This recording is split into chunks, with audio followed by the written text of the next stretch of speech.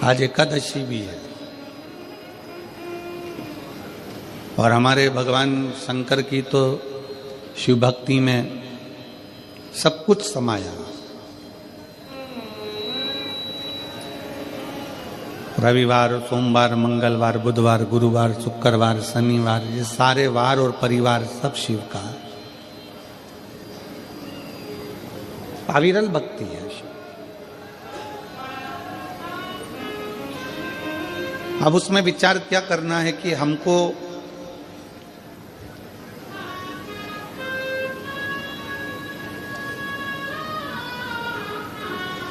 हमारे जजमान लोग पूछते हैं, गुरुजी हम 5 दिन 7 दिन कथा सुनेंगे तो हम उपवास रखें? हम उनसे कह देते हैं कि उपवास रखो, मना नहीं है, ना रखो वो भी ठीक है, पर इतना याद रखो कि उपवास एक और होता है। एक उपवास होता है आपका भूखा रहना, भोजन त्याग देना, खाना पीना त्याग देना, और दूसरा उपवास होता है कि सबके साथ रहो, भोजन भी करो, मना नहीं, पर दूसरा उपवास है किसी का दिल मत दुखाओ। ये सबसे बड़ा उपवास।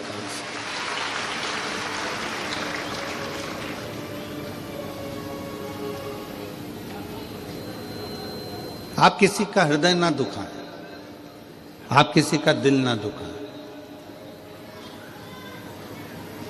भगवान की अविरल भक्ति को धारण करना, भगवान के भरोसे रहना, भगवान की भक्ति में डूबना, अपने चित्त वृत्ति में अपने अंदर परमात्मा को बिठाना।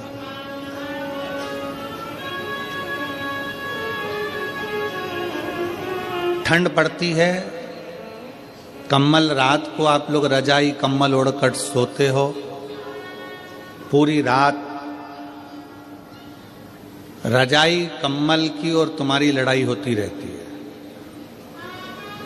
कि हवा कहां से अंदर घुस रही है। बोलो सही है कि गलत है? पूरी रात तुम्हारी लड़ाई कम्बल से, रजाई से होती रहती है। इधर से दबाओ तो इधर से हवा, इधर से दबाओ तो इधर से, सिर के पांव से, हाथ से, और सब दूर से दबा लो फिर भी समझ में नहीं आता कि हवा अंदर से आ कहां से रही। पूरी रात की लड़ाई, इतना कम्बल से दबाने के बाद भी हवा अंदर घुस रही है तो तुम्हें अंदाजा लग जाता है। आधी रात को नींद खुल जाती है और तुम उधर से हवा आने लगती है तो उधर से दबा लेते।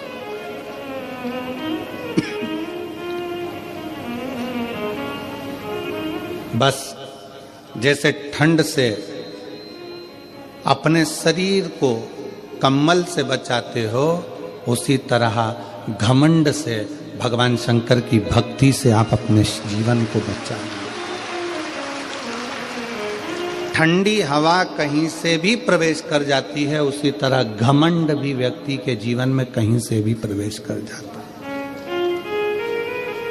धन का घमंड हो, सत्ता का घमंड हो, प्रॉपर्टी का घमंड हो, व्यापार का घमंड हो, अपनी सुंदरता का घमंड हो, अपनी जायदाद का घमंड हो, ये घमंड व्यक्ति को बर्बाद कर देता।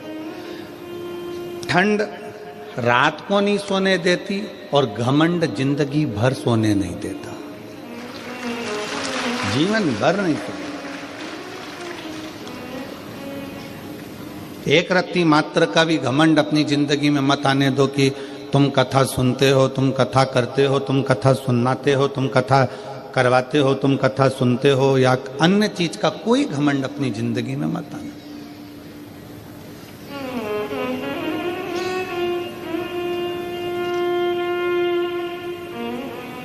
शंकर भगवान के मंदिर में जब भी जाते हैं अपन,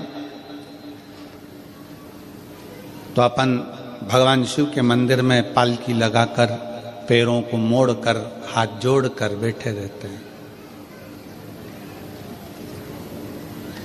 कभी किसी ने कहा कि तुम भगवान के मंदिर में जाकर लंबे पांव कर कर बैठ जाओ? कोई ने कहा नहीं। पांव को मोड़कर, पालकी लगाकर, जैसे आज तुम लोग बैठे हो ऐसे ही पांव को मोड़कर शंकर के मंदिर में जाकर बैठो, हाथ जोड़कर बैठो। कथा में गयो, पांव मोड़कर हाथ जोड़कर कथा कर तत्व ग्रहण करो। क्यों कहा कि मंदिर में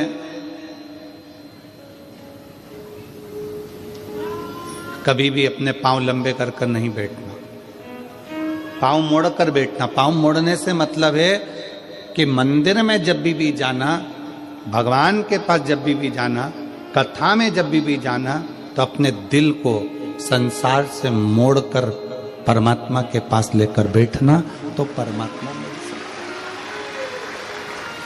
अपने मन को मोड़ो। एक गाना बीच में किसी ने गाया था, मैं निकला गड्डी लेके, रास्ते में एक मोड़ आया और उत्ते दिल छोड़ आया।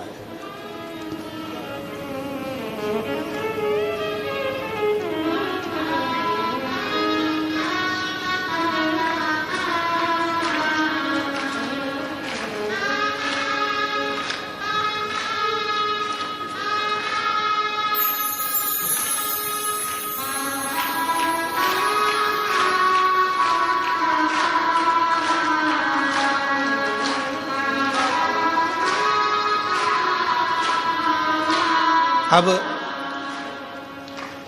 वो कहा उस गाने में कि मैं निकला गड्डी लेके, रास्ते में एक मोड़ आया और उठते दिल छोड़ आया। बस भगवान के पास पहुंचने में, परमात्मा के चरणों में पहुंचने में, कथा में पहुंचने पर जब पांव को मोड़ कर बैठो, तो वहां पर भगवान के सामने संसार को थोड़ा सा मोड़कर, संसार से मुख मोड़कर परमात्मा की ओर जब मुख मोड़ोगे, परमात्मा की ओर मुख करोगे, तो उत्थे दिल अपने आप छूट ही जाता है। गौ, गुरु और गोविंद, इन तीन के सामने कभी पांव पसार के नहीं बैठा जाता। पांव लंबा कर कर नहीं बैठते। किन किन के सामने? गौ, गुरु और गोविंद, मतलब भगवान। गाय माता खड़ी है, आप पांव पसार कर कभी ना बैठे।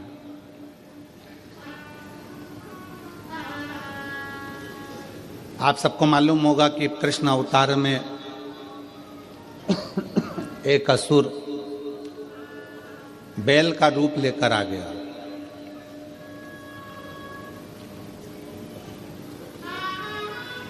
क्यों आया?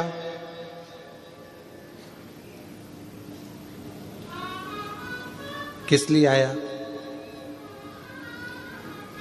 कामधेनु खड़ी थी, अरिष्टा ने अपना पांव लंबा करा और लेट गया। गाय के सामने पांव करा तो ब्रह्मा जी ने उसको श्राप दे दिया कि तू पृथ्वी पर जाएगा, असुर बनेगा। उसने क्षमा मांगी, मेरे को क्षमा कर दो। तो कहा द्वापर में भगवान कृष्ण आएंगे और तेरा संहार करेंगे, तुझे इससे मुक्त कर देंगे। तू बैल का रूप रख लेगा।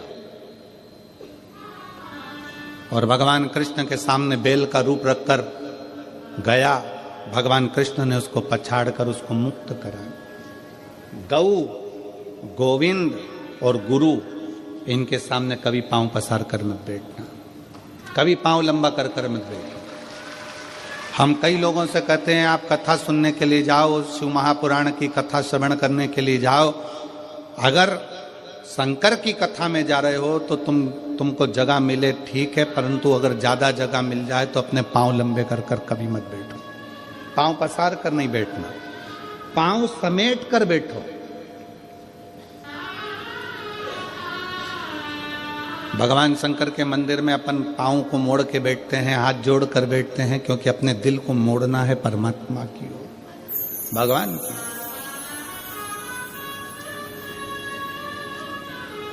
गौ, गुरु, गुरु के सामने भी अगर आप पांव पसार कर बैठे हो, पांव लंबा कर कर बैठे हो, गुरु कुछ नहीं बोलेगा, कुछ भी नहीं बोलेगा। गाय भी कुछ नहीं बोलती अगर पांव लंबा कर कर बैठे हो तो। और गोविंद भी कुछ नहीं कहते, पांव लंबा कर बैठे हो। पर याद रखो, गौ भी नहीं बोलेगी, गुरु भी नहीं बोलेगा, गोविंद भी नहीं बोलेगा, पांव लंबा कर बैठे हो तुम। अगर भले बैठे हो पर ये नहीं बोलेंगे, परंतु उसका पाप हमारे माथे पर जरूर चढ़ेगा। इसलिए गौ, गुरु और गोविंद के सामने पांव को लंबा कर नहीं, पांव समेट कर बैठना चाहिए। मोड़ कर दिल को परमात्मा में छोड़ना चाहिए और भगवान की भक्ति को धारण करना चाहिए। बोल बम का नारा है, सारी समस्या का हल। भगवान शिव की भक्ति करना, भगवान की अविरल भक्ति में बैठना, डूबना।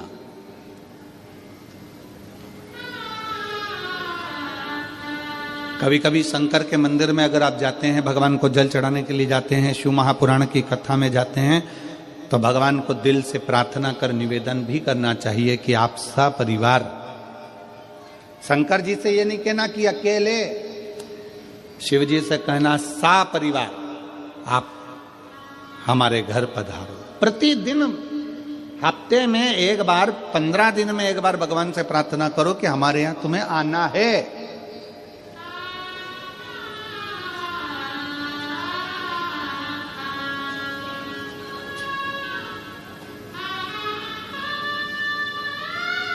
आप सबको स्मरण में होगा कि मान लो आप 12 महीने की शिवरात्रि करते हैं, सोमवार का व्रत करते हैं, या प्रदोष का व्रत करते हैं, या प्रदोष करते हैं, या सोमवार की अष्टमी करते हैं, या शिवरात्रि का व्रत करते हैं। अगर इतना चावल आप भगवान शंकर को चढ़ा रहे हो तो उसमें से एक चावल का दाना पीला कर कर चढ़ाना पड़ता है। चंदन में पीला कर कर, केसर में पीला कर कर, या हल्दी में पीला कर कर उसको एक दाना चावल का पीला चढ़ाना चाहिए। क्यों? हम भगवान शंकर को पीले चावल के माध्यम से निमंत्रण दें कि आज सोमवार की अष्टमी है, या पशुपति व्रत है, या हमारा ये व्रत है, या सोमवार है, या प्रदोष है, या अन्य, बाबा आप हमारे यहां पधार।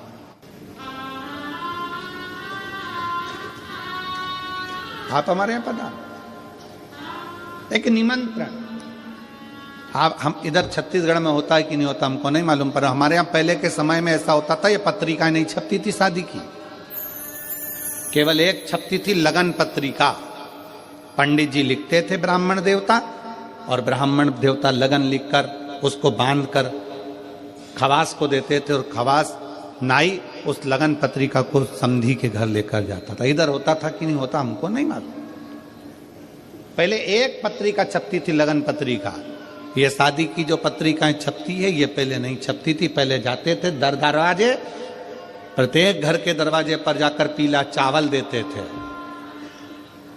पीला अक्षत देते थे, पीला चावल, और हाथ जोड़कर कहते थे कि बेटी की शादी है, इतनी तारीख को आपको आना है, मंडप होगा, इतनी तारीख को आपको आना है। और लोग याद रखते थे कि भानु प्रताप के यहाँ, राम सिंह के यहाँ इतनी तारीख की शादी है, कमलेश के यहाँ इतनी तारीख की शादी, लोग याद रखते थे। माता पूजन इतनी तारीख की, मंडप इतनी तारीख। और जब माता पूजन होती थी तो खवास फिर एक दिन पहले आता था कि कल माता पूजन होगी। मंडप होता था तो खवास फिर एक दिन पहले आता था कि कल मंडप इतनी बजे होगा। फिर खवास आता था, बारात इतनी बजे लगेगी, जनवासे में बारात इतनी बजे पहुंचेगी। फिर होता था भावर इतनी बजे होगी, कन्यादान इतनी बजे होगा। पहले निमंत्रण मुख से दिया जाता था, प्रेम से दिया जाता था, खुद पहुंच कर दिया जाता था, स्वयं जाकर निमंत्रण के रूप में बोला जाता था। आज का जमाना व्हाट्सएप का, आज का जमाना फेसबुक और यूट्यूब का, आज का जमाना सोशल मीडिया का, सब बंद हो गया। अब तुम मोबाइल पर बोल देते हैं कि आना, मन नहीं है बुलाने का तो भी कहना पड़ रहा है कि आए तो ठीक, नहीं आए तो बहुत अच्छा। सोशल मीडिया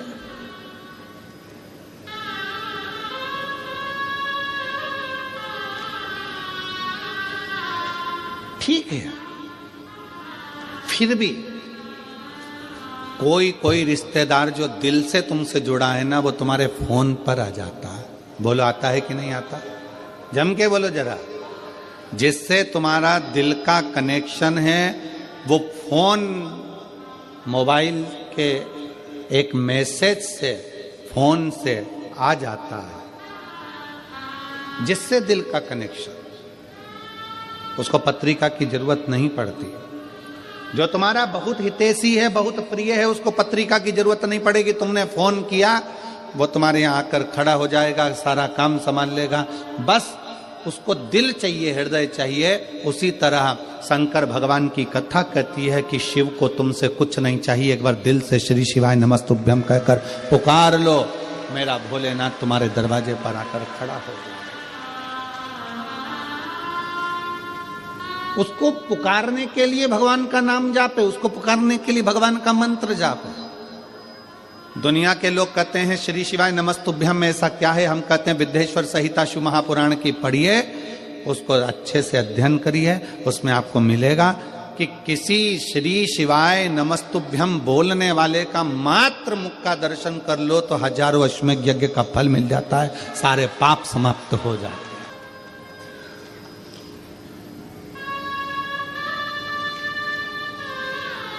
श्री शिवाय नमस्तुभ्यम किसी के दरवाजे पर अगर लिखा हुआ है, लगा हुआ है, तो दरवाजा बंद भी है, कोई आया दरवाजा बजाया, उसने पढ़ लिया श्री शिवाय नमस्तुभ्यम, उसका दरवाजा खोला, उसके मुंह का दर्शन करा, मुख का दर्शन करा, तो हमारा भी कल्याण हो गया।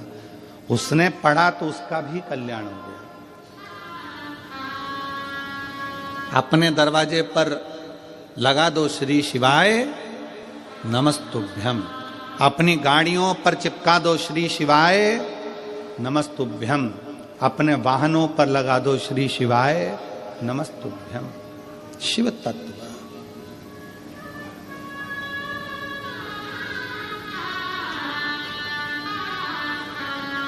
अविरल भक्ति अपने भीतर उतारी है, अपने श्री शिवाय नमस्तुभ्यम, श्री शिवाय नमस्तुभ्यम, श्री शिवाय नमस्तुभ्यम, श्री शिवाय नमस्तुभ्यम, श्री शिवाय नमस्तुभ्यम, श्री शिवाय नमस्तुभ्यम, श्री शिवाय नमस्तुभ्यम, श्री शिवाय नमस्तुभ्यम, श्री शिवाय नमस्तुभ्यम, श्री शिवाय नमस्तुभ्यम। हम जब मुख से उच्चारण करें, हम जब अपने दरवाजे पर, अपनी गाड़ियों पर, अपने व्यवसाय में श्री शिवाय नमस्तुभ्यम लिख देते हैं, समझ लेना कि वो व्यापार तुम्हारा नहीं है, शंकर उसके अधिपति बनकर उसको संभाल रहे हैं। तुम्हारा घर शिव का घर। किसी किसी के घर पर नेम प्लेट लगी रहती है, R.K. Yadav, K.P. Sahu, B.K. Verma, N.K. Thackeray, K.K. Kulkarni. किसी किसी के दरवाजे पर नाम प्लेट लगी रहती है, मतलब ये किसका घर है? K.K. ठाकरे का, कुलकर्णी का, इसका। बोलो सही है कि गलत? नेम प्लेट लगी है तो मालूम पड़ता है कि इसका घर है। और उसी घर के दरवाजे पर अगर श्री शिवाय नमस्तुभ्यम लिखा रहेगा तो लोग क्या कहेंगे? ये शंकर का घर है, ये संभालता है, ये उसका है, ये अपना नहीं है। हाँ, शहरों में थोड़ा सा नाम गड़बड़ लिख देते हैं, शहरों में थोड़ा थोड़ा। हम अभी वहाँ ठहरे थे रायपुर में कथा हो रही थी, वहाँ से गाड़ी आगे जाके चौराहे से यूँ टर्न होती है और फिर जाके हम कथा स्थल पर जा रहे थे रायपुर। तो वहाँ टर्न जहाँ से हो रही थी वहाँ पर लिखा था सावधान अंदर कुत्ता है।